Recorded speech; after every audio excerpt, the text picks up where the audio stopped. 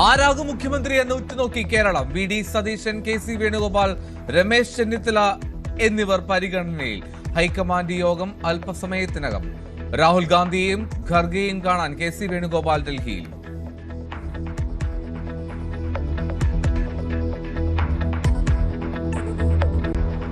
തമിഴ്നാട്ടിൽ വിജയെ പിന്തുണയ്ക്കണോ എന്ന കാര്യവും ചർച്ച ചെയ്യും.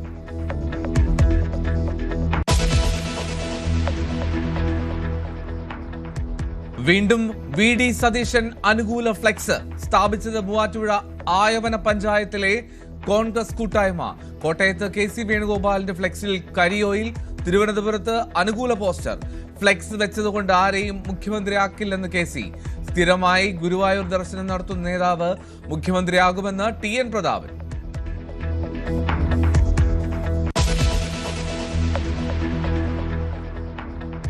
കാവൽ മുഖ്യമന്ത്രിയായി പിണറായി വിജയൻ തിരികെ തലസ്ഥാനത്ത്. ആളും ആരവുമില്ല. കുടുംബസമേതം യാത്ര പാർട്ടിക്കാറിൽ.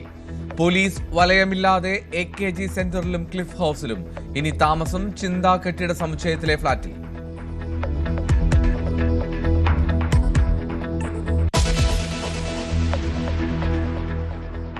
പിണറായി വിജയൻ പ്രതിപക്ഷ നേതാവാകുമോ എന്നറിയാൻ ആകാംക്ഷ.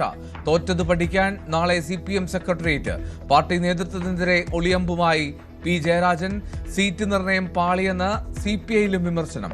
പിണറായിയെ ഭയന്ന് റോഷി അഗസ്റ്റിൻ പാർട്ടിയെ വഞ്ചിച്ചുവെന്ന് കേരള കോൺഗ്രസ് M സംസ്ഥാന കമ്മിറ്റി അംഗം.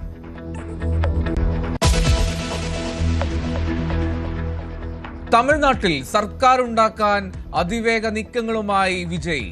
CPM നേതൃത്വത്തെ ബന്ധപ്പെട്ടു. കോൺഗ്രസും കൈകൊടുത്തേക്കും.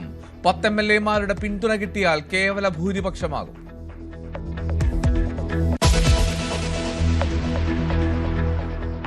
പശ്ചിമ ബംഗാളിൽ ഉടൻ അധികാരത്തിലേക്കെത്താൻ BJP നീക്കം.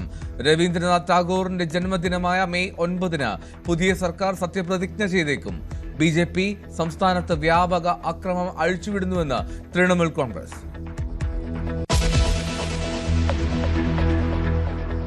ഗൾഫ് മേഖല വീണ്ടും ലക്ഷ്യമാക്കി ഇറാൻ. UAE-യിലെ ഫുജൈറ തുറമുഖം ലക്ഷ്യമിട്ട ഡ്രോൺ ആക്രമണം. 3 ഇന്ത്യക്കാർക്ക് പരിക്ക്. ശക്തമായി പ്രതിരോധിച്ച UAE, അപലപിച്ച് ഇന്ത്യ.